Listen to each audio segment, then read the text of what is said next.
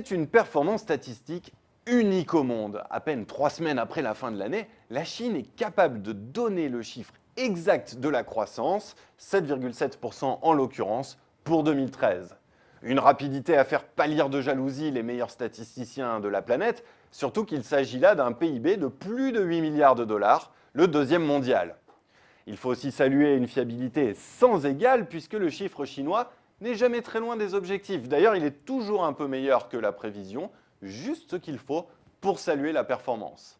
Ainsi, pour 2013, l'écart n'est que de 0,2 points.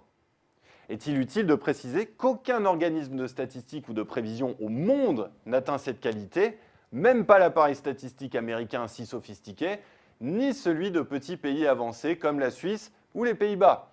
En France, à titre de comparaison, l'INSEE ajuste encore ses données plusieurs années après leur publication initiale et parfois de façon assez brutale. Alors certes, de temps en temps, un média de ci, de là s'interroge sur un éventuel dopage statistique chinois. Les chiffres sont-ils tronqués? S'était demandé la Tribune en août dernier. Aux États-Unis, Bloomberg avait carrément appelé à les ignorer.